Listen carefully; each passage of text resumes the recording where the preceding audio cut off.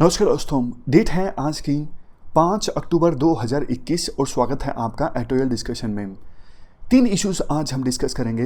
पहला जो इशू हम डिस्कस करेंगे ग्रुप डिप्लोमेसी से संबंधित डिस्कस करेंगे। दूसरा इशू हम फॉरेस्ट रिस्टोरेशन से संबंधित डिस्कस करेंगे और तीसरा इशू हम डिस्कस करेंगे स्मोक टावर्स से संबंधित। राइटर बोलते हैं ये जो स्मोक टावर्स विभिन्न सिटीज़ में इंस्टॉल किए जा रहे हैं एयर क्वालिटी को इम्प्रूव करने के लिए, उनसे कोई फ़ायदा नहीं होने वाला है, पोल्यूशन उनसे कम नहीं होने वाला है। क्वेश्चन देख लीजिए जो आपको अटेम्प्ट करना है। अभी देखो इंडिया बहुत सारे मल्टीलेटरल ग्रुप्स में है। इंडिया को इन ग्रुप्स को रिकंसिडर करना चाहिए और रियलिटी चेक करने के बाद रैशनलाइज करना चाहिए कि किस ग्रुप को इंडिया को इंपॉर्टेंस देनी है, किसको नहीं देनी है। इस स्टेटमेंट पे आपको कमेंट करना है 250 वर्ड्स में। आर्टिकल जब आप सुनोगे तो फिर आपको क्लियर हो जाएगा क्या कुछ इस क्वेश्चन के आंसर में आपको लिखना है। चलिए डिस्कशन स्टार्ट करते हैं। First important article group diplomacy से संबंधित है। आप जीएस पेपर 2 के इस टॉपिक से आर्टिकल को रिलेट कर सकते हो। क्या कंटेस्ट है? 15 सितंबर को एक नया ग्रुप बना ओकस, जिसमें 3 देश हैं, यूएस, यूके और ऑस्ट्रेलिया। इस ग्रुप के बनने के बाद काफ़ी कंट्रोवर्सी क्रिएट हो गई, काफ़ी हल्ला हुआ।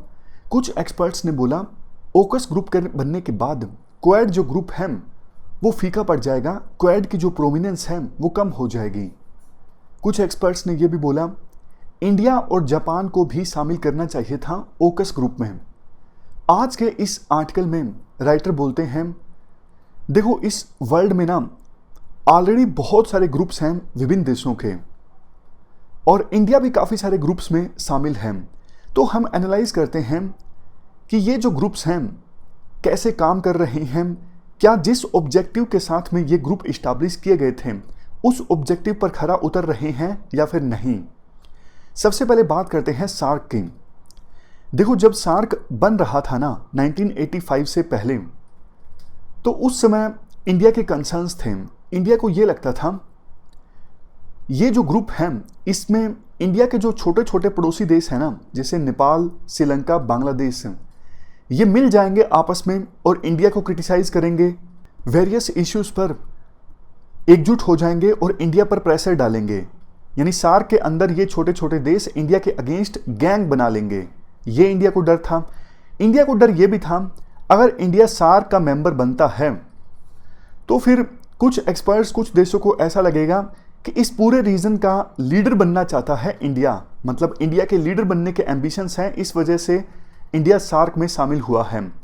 डर इंडिया को यह भी था कि कहीं इस प्लेटफॉर्म का इस्तेमाल ना कर ले पाकिस्तान इंडिया के अगेंस्ट। तो इन सब कंसर्न्स के बावजूद इंडिया ने सार्क को ज्वाइन किया, लेकिन कुछ कंडीशंस के साथ। कंडीशंस इंडिया की ये थी, एक तो इस प्लेटफॉर्म पे बायलैटरल इश्यूज नहीं डिस्कस होंगे, क्योंकि इंडिया को डर था कि पाकिस्तान बायलैटरल इश्यूज को हाईलाइट करने के लिए इस प्लेटफॉर्म का इस्तेमाल करेगा। तो इंडिया ने कंडीशन रखी कि बायलैटरल इश्यूज इस प्लेटफॉर्म पे डिस्कस नहीं होंगे, क्योंकि ये मल्टीलेटरल प्लेटफॉर्म है। इसमें सिर्फ 2 देश शामिल नहीं हैं, 7 देश शामिल हैं। शुरू में 7 देश थे, बाद में अफगानिस्तान ने भी ज्वाइन कर लिया था, तो टोटल 8 हो गए थे। दूसरी कंडीशन इंडिया ने ये रखी जो भी डिसीजन लिए जाएंगे इस ग्रुप में वो वोटिंग से लिए जाएंगे और ग्रुप की मीटिंग तभी होगी जब सभी मेंबर्स प्रेजेंट होंगे। बट देखो इन कंडीशंस के साथ ज्वाइन करने के बावजूद इंडिया को कुछ खास फायदा नहीं हुआ, क्योंकि इवेंचुअली हुआ तो वही। इंडिया के छोटे छोटे पड़ोसी देशों ने इंडिया को खरी खोटी सुनाने के लिए, इंडिया के ऊपर अपनी भड़ास निकालने के लिए इस प्लेटफॉर्म का इस्तेमाल किया, खास करके पाकिस्तान ने। वैसे ये मल्टीलेटरल ग्रुप था, लेकिन मल्टीलेटरल ग्रुप की आड़ में पाकिस्तान बायलैटरल इश्यूज को हाईलाइट करता रहा इस ग्रुप का जब भी समिट ऑर्गेनाइज होता। अल्टीमेटली देखो सार्क जो ग्रुप है वो लायबिलिटी बन गया है इंडिया के ऊपर, मतलब एक बर्डन सा बन गया है। चूंकि पिछले कुछ सालों से समिट ही नहीं ऑर्गेनाइज हुआ, ठंडे बस्ते में है ये ग्रुप, और ये कहा जा सकता है कि ये जो रीजन है ना साउथ एशिया का, ये रीजनल कोऑपरेशन के लिए अभी भी मैच्योर नहीं है। ये तो हमने बात की सार्क की, और बहुत सारे ग्रुप्स हैं दुनिया में, जैसे देखो यूरोपियन यूनियन है, आसियान का ग्रुप है, G2 से लेके G77 तक के ग्रुप हैं। G2 में कौन है? चाइना और यूएस, द ग्रेट 2 पावर्स। 100 से अधिक ग्रुप्स हैं पूरे वर्ल्ड में। कुछ ग्रुप्स तो देखो कामयाब हैं, जैसे यूरोपियन यूनियन कामयाब रहा, अफ्रीकन यूनियन भी कुछ हद तक कामयाब रहा, आसियान कामयाब रहा। बट देखो ज़्यादातर ग्रुप्स ऐसे हैं जिनकी रेलेवेंस आज के समय में ख़त्म हो चुकी है। उन ग्रुप्स में ऐसे देश शामिल हैं जिनकी ना तो आपस में आइडियोलॉजी मैच होती है, ना ही वो कंट्रीज़ जो उस ग्रुप में आते हैं वो एक रीजन में आते हैं, कुछ भी सेम नहीं है, फिर भी वो ग्रुप्स जो हैं वो चले जा रही हैं। जैसे यही एग्जांपल लीजिए G2, जिसमें जो दो देश हैं US और चाइना, दोनों एक दूसरे को सीधी आंख देखने को तैयार नहीं है, फिर भी ग्रुप बना के छोड़ दिया है। ऐसे बहुत सारे ग्रुप्स हैं जिनके मेंबर कंट्रीज में आपस में कुछ भी मैच नहीं होता, उनकी रेलेवेंस अब खत्म हो चुकी है, लेकिन फिर भी उनका एनुअल समिट ऑर्गेनाइज हो जाता है, उनके मिनिस्टर्स की मीटिंग हो जाती है, ब्यूरोक्रेट्स की मीटिंग हो जाती है, एजेंडा वो ग्रुप्स मुश्किल से ढूंढते हैं। मीटिंग जब होती है, एनुअल समिट जब होता है, तो क्या डिस्कस किया जाए, एजेंडा ढूंढने में दिक्कत आती है। कई सारे ग्रुप्स ऐसे हैं जो चल रहे हैं UN की सैलरीज से, और उस ग्रुप्स में जो कुछ ब्यूरोक्रेट्स हैं ना, उनके वेस्टेड इंटरेस्ट हैं, उनको तो सैलरी मिल रही है, वो सोचते हैं कि ग्रुप चलता रहे तो अच्छा ही है। तो काफ़ी सारे ऐसे ग्रुप्स हैं जिनका कोई सनसेट क्लास नहीं है, मतलब जिस ऑब्जेक्टिव के साथ वो ग्रुप बने थे वो ऑब्जेक्टिव अब खत्म हो चुका है, लेकिन फिर भी वो ग्रुप जो है वो बंद होने का नाम नहीं ले रहे हैं। जैसे आप ब्रिक्स का एग्जाम्पल ले लीजिए, गोल्डमैन सैक्स, इन्होंने देखो ये कहा था कि जो इमर्जिंग इकोनॉमीज हैं वर्ल्ड की, जैसे चाइना, रशिया, इंडिया, ब्राज़ील, इनको एक साथ आना चाहिए, ये वर्ल्ड की फास्टेस्ट ग्रोइंग इकोनॉमीज हैं। ये बात गोल्डमैन सैक्स ने 2001 में बोली थी। 2006 में ये ब्रिक्स बन गया। शुरू में साउथ अफ्रीका साथ नहीं था, बाद में साउथ अफ्रीका भी आ गया, तो ब्रिक्स से ये ऑर्गेनाइजेशन बन गई ब्रिक्स। शुरू में डर ये भी था क्योंकि इस ग्रुप में रशिया है, चाइना है, तो इस ग्रुप को नाम दिया जा सकता है एंटी USA। बट देखो आज के समय में ये जो ग्रुप है उतना रेलेवेंट नहीं है। ना तो ब्रिक्स में जो मेंबर कंट्रीज हैं उनकी इकोनॉमीज है, जैसे साउथ अफ्रीका, ब्राज़ील, इनकी इकोनॉमीज अब उतनी तेजी से नहीं ग्रो कर रही हैं, छोटी इकोनॉमीज बन गई हैं। तो जिस उद्देश्य के साथ आए थे ना कि सारी इकोनॉमीज जो हैं वो फास्टेस्ट ग्रोइंग इकोनॉमीज हैं, वो उद्देश्य तो इररिलेवेंट हो गया, क्योंकि ब्राज़ील और मेक्सिको, इन देशों की इकोनॉमीज तो ठप पड़ गई। और बात करें इंडिया की, अब देखो इंडिया USA के करीब ज़्यादा दिखाई देता है, जबकि चाइना और रशिया ये USA के अगेंस्ट दिखाई देते हैं। इवन इंडिया और चाइना के बीच में टेंशन्स हैं काफ़ी समय से LAC पर, लाइन ऑफ एक्चुअल कंट्रोल पर। शुरू में ये ग्रुप काफ़ी ज़्यादा हाईलाइट करता था कि जो इंटरनेशनल इंस्टीट्यूशंस हैं उनमें रिफॉर्म्स आने चाहिए, जैसे IMF, वर्ल्ड बैंक। आज के समय में तो ज़्यादा ऐसा कुछ भी नहीं करता। तो मीटिंग्स जब ऑर्गेनाइज होती है ना ब्रिक्स की, तो एक स्टैंड लेना मुश्किल हो जाता है मेंबर कंट्रीज़ के द्वारा। जैसे अभी ब्रिक्स का समिट ऑर्गेनाइज हुआ था, अफगानिस्तान का इशू डिस्कस किया था। रशिया और चाइना, इनकी सिंपैथी थी तालिबान को लेके, लेकिन बाकी देशों की नहीं थी, इंडिया की नहीं थी तालिबान को लेके सिंपैथी। तो एक सहमति बनाना किसी इशू पर मुश्किल है ब्रिक्स के द्वारा, क्योंकि सोच अब अलग अलग है। फिर भी ये जो ग्रुप है वो चला जा रहा है। और जब ये ग्रुप बना था ना ब्रिक्स, तो उससे पहले एक और ग्रुप चल रहा था IPSA, जो 2003 में बना था। इसमें 3 देश हैं, इंडिया, ब्राज़ील और साउथ अफ्रीका। 3 देश इस उद्देश्य के साथ आए थे कि एक तो UN की सिक्योरिटी काउंसिल में रिफॉर्म्स आने चाहिए, साउथ साउथ कोऑपरेशन को प्रमोट किया जाए, क्लाइमेट चेंज। लेकिन जब ब्रिक्स बना तो IPSA ग्रुप तो ठंडा पड़ गया। क्यों? क्योंकि IPSA में जो 3 देश थे वो ब्रिक्स में भी थे। अब क्या ही मिले अलग से, मिलना है तो ब्रिक्स के दौरान मिल ही लेंगे। तो इसलिए IPSA जो ग्रुप है वो अंडरमाइन हो गया ब्रिक्स के आगे।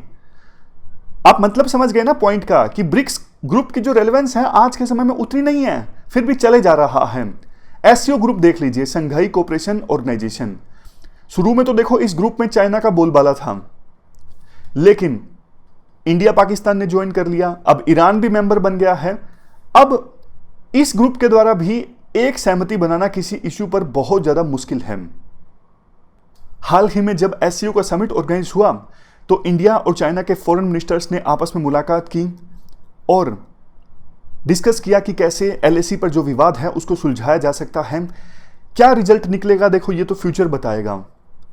चाइना के लीडर्स के बारे में देखो एक बात बोली जाती है, उनकी बोलने में और करने में बहुत अंतर है।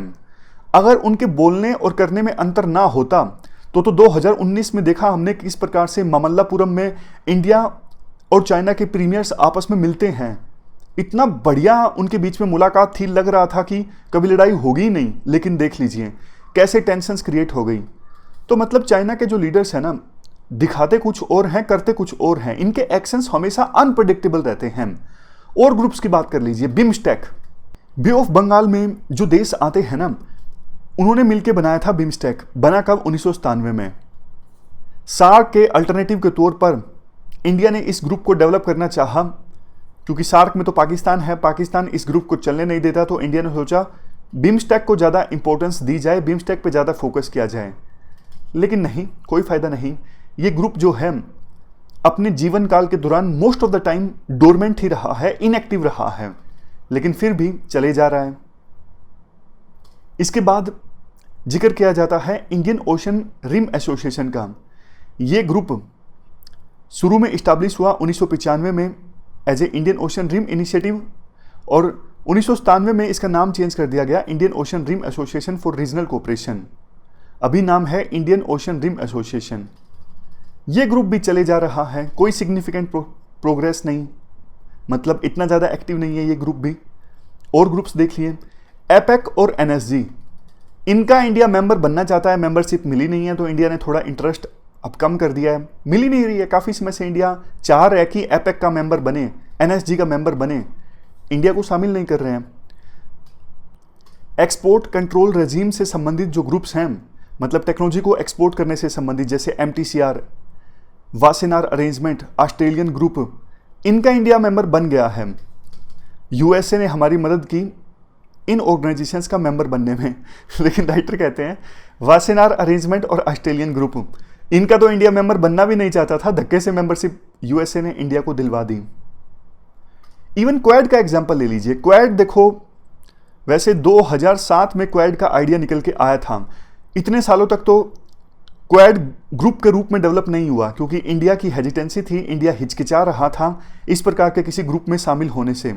लेकिन जब चाइना के साथ इंडिया की टेंशन्स बढ़ी, तो ये जो ग्रुप है थोड़ा बहुत रेलेवेंट होना स्टार्ट हुआ। लेकिन इससे पहले कि ये ग्रुप ज़्यादा रेलेवेंट होता, उससे पहले ही एक और नया ग्रुप बन गया, ओकस। तो ये जो ग्रुप है ना, ये बनते रहते हैं, बिगड़ते रहते हैं। इंडिया को रैशनली सोचना चाहिए कौन कौन से ग्रुप्स जो हैं वो इंडिया के काम के नहीं हैं, और कौन कौन से ग्रुप्स जो हैं बस बने हुए हैं, इंडिया के लिए किसी काम के नहीं हैं, और कौन कौन से ग्रुप्स इंडिया के लिए काम के हैं। इसके बाद नेक्स्ट आर्टिकल फॉरेस्ट रिस्टोरेशन से संबंधित है। आप जीएस पेपर 3 के इस टॉपिक से आर्टिकल को रिलेट कर सकते हो। शुरुआत में आर्टिकल में कुछ फैक्ट्स दिए जाते हैं। देखो, अर्थ का 30% जो एरिया है वो फॉरेस्ट से कवर्ड है। फॉरेस्ट बहुत सारी इकोसिस्टम सर्विसेज प्रोवाइड करते हैं, और न जाने कितनी अलग अलग स्पीसीज को सपोर्ट करते हैं। फॉरेस्ट देखो क्लाइमेट को स्टेबल रखते हैं, कार्बन को एब्जॉर्ब करते हैं, वाटर साइकिल को भी रेगुलेट करते हैं। But state of world forest report 2020 का ये कहना है 1990 से अभी तक वर्ल्ड में 420 मिलियन हेक्टेयर ऑफ फॉरेस्ट जो है वो खो चुका है, यानी कम हो गया है 420 मिलियन हेक्टेयर फॉरेस्ट का। क्यों? लैंड डिग्रेडेशन की वजह से। लैंड डिग्रेडेशन में क्या होता है, जो लैंड होता है उसकी प्रोडक्टिव कैपेसिटी या तो बहुत कम हो जाती है या फिर ख़त्म हो जाती है।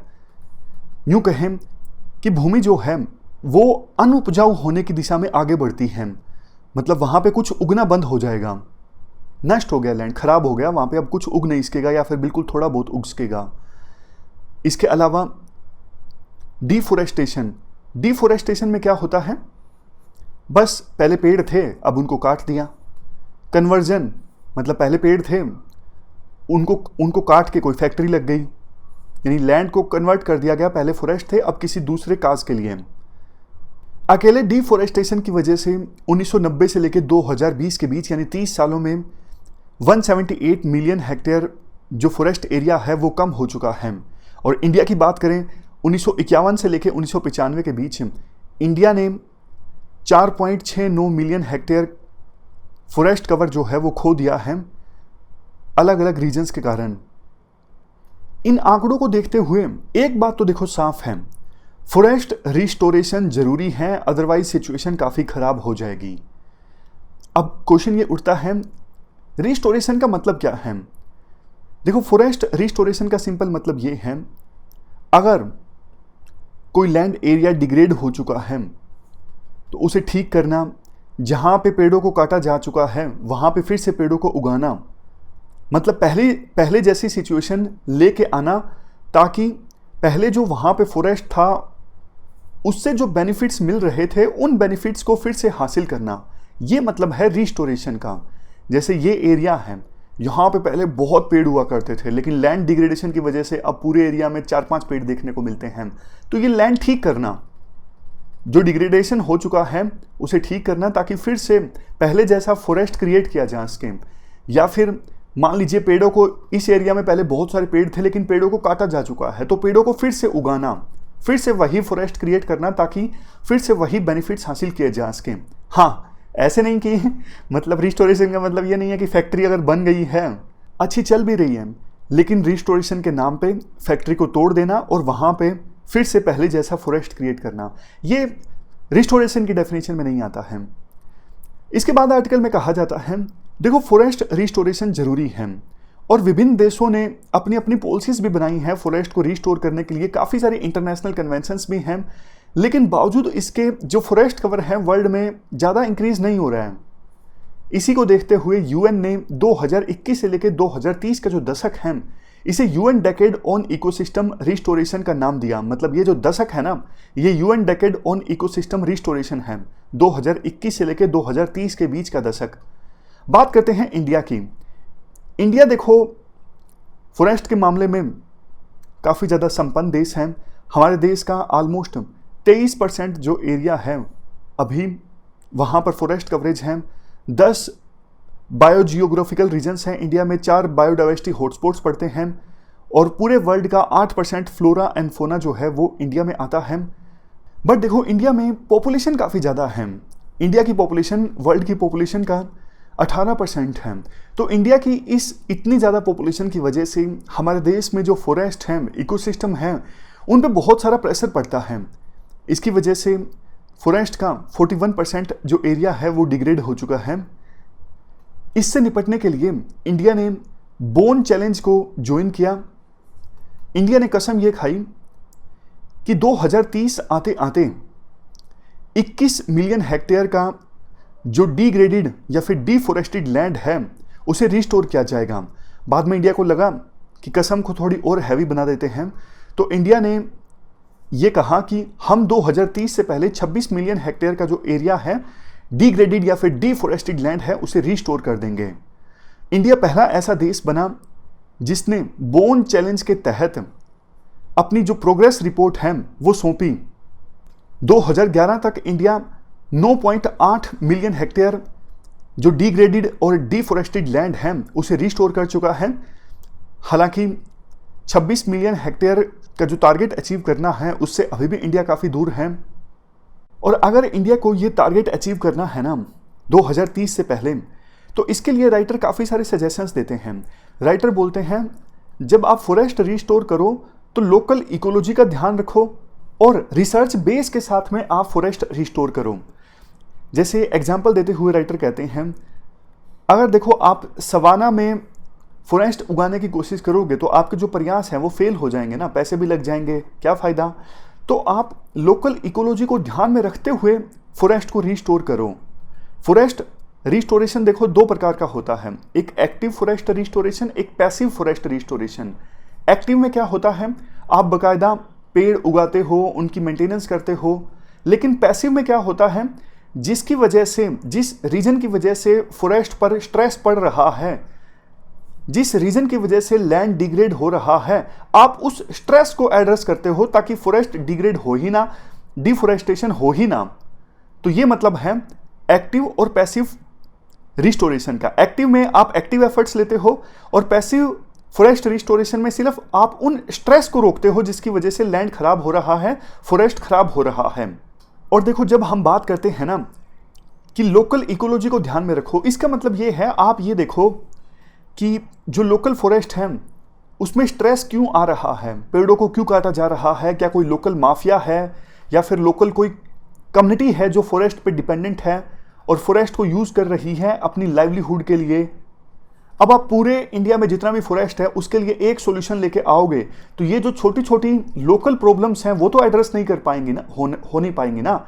मतलब एक जो सॉल्यूशन है वो हमारे देश में सभी फॉरेस्ट पर फिट नहीं बैठता है, सभी फॉरेस्ट को रिस्टोरेशन के लिए उपयुक्त नहीं है।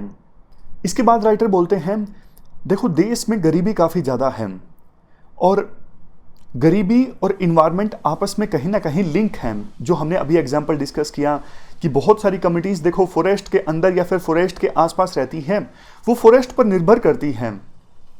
तो पहले उनकी गरीबी एड्रेस करनी होगी अगर हमें फॉरेस्ट बचाना है। मतलब ऐसा नहीं कि जब तक गरीबी दूर नहीं होगी फॉरेस्ट के इशू को छोड़ दिया जाए। कहने का मतलब ये है कि पॉवर्टी और इन्वायरमेंटल डिग्रेडेशन ये दोनों जो इश्यूज हैं ना आपस में इंटरकनेक्टेड हैं। इसका एक सॉल्यूशन देखो ये हो सकता है लोकल कम्युनिटीज़ को आप इन्वॉल्व करो फॉरेस्ट प्रोटेक्शन में, फॉरेस्ट रिस्टोरेशन में। मतलब लोकल कम्युनिटीज़ को आप इंसेंटिव दो, उनको थोड़ा पैसा मिले, उनको रिवॉर्ड मिले अगर वो फॉरेस्ट रिस्टोर करवाते हैं या फिर फॉरेस्ट डिग्रेडेशन होने से रोकते हैं। अगर देखो इस प्रकार से लोकल लोग इन्वॉल्व होंगे तो फिर ज़्यादा एफिशिएंसी के साथ में फॉरेस्ट रिस्टोरेशन किया जा सकता है। एक एग्जाम्पल दिया जाता है जॉइंट फॉरेस्ट मैनेजमेंट कमेटीज़ का। इसमें लोकल लोग शामिल होते हैं फॉरेस्ट की डेवलपमेंट में और फॉरेस्ट की प्रोटेक्शन में। तो 25 मिलियन हेक्टेयर का जो फॉरेस्ट एरिया है इसे प्रोटेक्ट करने के लिए 1,18,213 जॉइंट फॉरेस्ट मैनेजमेंट कमेटीज़ बनी हुई हैं।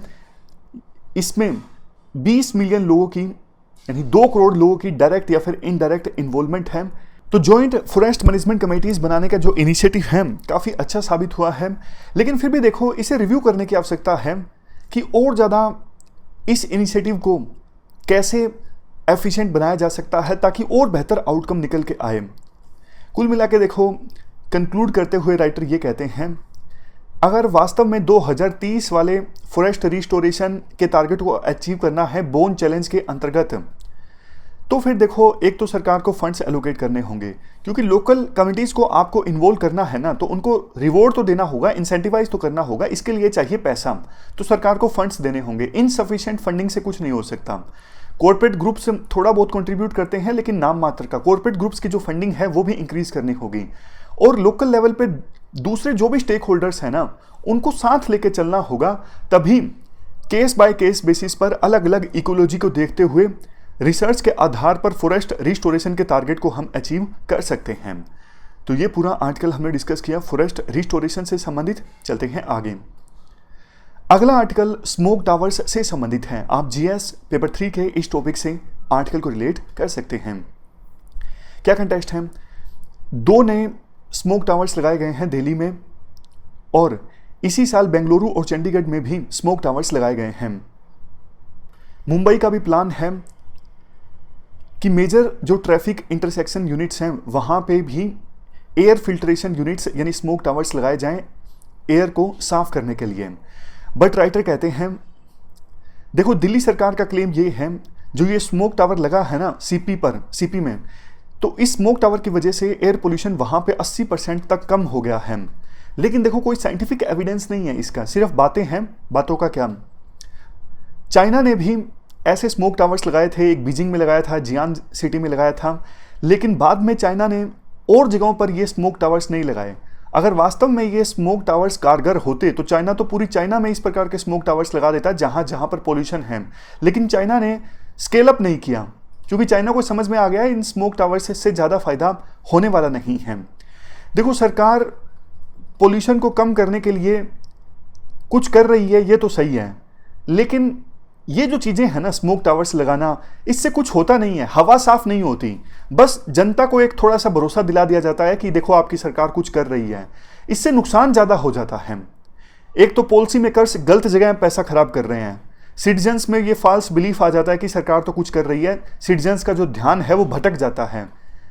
एक्चुअल जो स्टेप्स लेने चाहिए ना हवा को साफ करने के लिए, सरकार वो स्टेप नहीं लेती, ध्यान भटकाने के लिए ये स्टेप्स लेती है।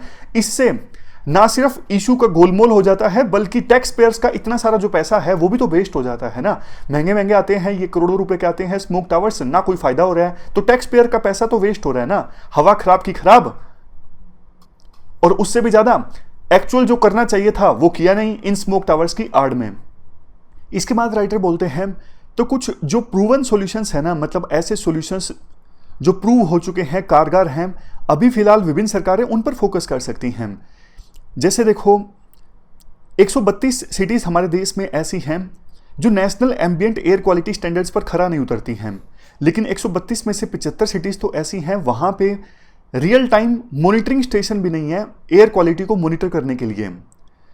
तो हर जगह पर एयर क्वालिटी मॉनिटरिंग स्टेशन होना चाहिए। जहाँ पर अभी इंफ्रास्ट्रक्चर नहीं है वहाँ पर low cost air quality monitors होना चाहिए। इसको कंबाइन किया जा सकता है सैटेलाइट ऑब्जर्वेशन के साथ। देखो सैटेलाइट्स की सहायता से पोल्यूशन को ऑब्जर्व किया जा सकता है, हालांकि एग्जैक्टली नहीं पता लगता, लेकिन 2-3 जो स्टेप्स हैं उनको कंबाइन करोगे तो आप काम चला सकते हो कि एयर क्वालिटी कैसी है, जब तक कि finally air quality monitoring infrastructure वहाँ पे डेवलप नहीं हो जाता। इसके साथ साथ विभिन्न सिटीज़ को अपनी एयर क्वालिटी फोरकास्टिंग की क्षमता जो है उसे इंक्रीज करना चाहिए। जैसे देखो वेदर की फोरकास्टिंग होती है, उसी प्रकार से एयर क्वालिटी की भी फोरकास्टिंग होती है, आने वाले 7 दिनों में एयर क्वालिटी कैसे रह सकती है। तो इसके लिए विभिन्न सिटीज़ जो हैं वो साइंटिफिक इंस्टीट्यूशंस के साथ कोलैबोरेट कर सकती हैं। और जब विभिन्न सिटीज़ में एयर क्वालिटी को मॉनिटर किया जाए तो उसके बेस पर रिस्ट्रिक्शंस भी लगाए जाएं। जैसे बाकायदा सरकार बोले कि आप उन सिटीज़ में मत जाइए, वहाँ पे एयर क्वालिटी काफ़ी ख़राब है, वर्क फ्रॉम होम की सुविधा दी जाए, वहाँ पे जो लोग काम करते हैं ऑफिस जाते हैं उनको, मतलब ऐसे ऐसे स्टेप्स लिए जा सकते हैं एयर क्वालिटी को ध्यान में रखते हुए।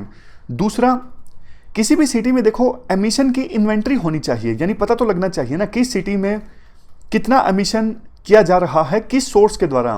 फॉर एग्जांपल केमिकल की फैक्ट्रीज हैं वो कितना एमिशन करती हैं, ट्रांसपोर्ट से कितना एमिशन होता है, पता तो लगे ना एमिशन का सोर्स क्या क्या है। कुछ जो एकेडमिक इंस्टीट्यूशंस हैं ये एक्सरसाइज कंडक्ट करते हैं, लेकिन कभी कभार रेगुलर बेसिस पे नहीं करते, तो ये वन टाइम एक्सरसाइज ना बन के रह जाए। इसके बाद तीसरा सजेशन राइटर के द्वारा ये दिया जाता है, अभी भी देखो बहुत सारे स्लम ड्वेलर्स हैं, यानी स्लम में जो लोग रहते हैं झुग्गी झोपड़ियों में, उनके पास कोई क्लीन कुकिंग एनर्जी का सोर्स नहीं है, इसलिए वो गोबर के उपलों की सहायता से या फिर लकड़ी जलाकर खाना बनाते हैं। और सर्दियों में तो देखो ये चीज़ें और भी ज़्यादा बढ़ जाती हैं, क्योंकि सर्दियों में जैसे पानी गर्म करना पड़ता है, तो ये लोग खराब एयर को ज़्यादा कंज्यूम करते हैं और इन पर इनकी सेहत पर प्रतिकूल असर पड़ता है। इसलिए सरकार को स्पेशल ध्यान देना चाहिए कि ऐसे लोगों को एलपीजी का कनेक्शन मिले बिना किसी दिक्कत के। फाइनली सजेशन ये दिया जाता है, सरकार अपने ऑफिसर्स में इन्वेस्ट करे, जो सरकारी पर्सनल है उनमें इन्वेस्ट करे, सिस्टम में इन्वेस्ट करे, ताकि सरकार के पास ऐसा मॉनिटरिंग मैकेनिज्म हो, सरकार पता तो लगा सके ना कि कौन ज़्यादा पोल्यूट कर रहा है, ताकि उसके खिलाफ एक्शन लिया जा सके।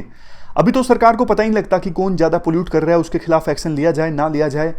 तो जब सरकार इन्वेस्ट करेगी अपने पर्सनल में, पोल्यूशन डिपार्टमेंट में खाली पड़ी जो पोस्ट हैं वो भरेंगी, तभी तो सरकार का अच्छा मॉनिटरिंग मैकेनिज्म होगा ना। तो कंक्लूजन में एक यही बात बोली जाती है कि सही स्टेप्स सरकार को लेने होंगे अगर सरकार वास्तव में पोल्यूशन की समस्या एड्रेस करना चाहती है। इन स्मोक टावर से कुछ नहीं होगा, ये सिर्फ डेकोरेटिव स्टेप्स हैं, ग्राउंड पर सिचुएशन नहीं बदलेगी। तो ये पूरा इशू हमने डिस्कस किया। हमारी आज की इस डिस्कशन में इतना ही है। आज 3 इश्यूज़ को हमने डिटेल से डिस्कस किया। Thank you very much for discussion.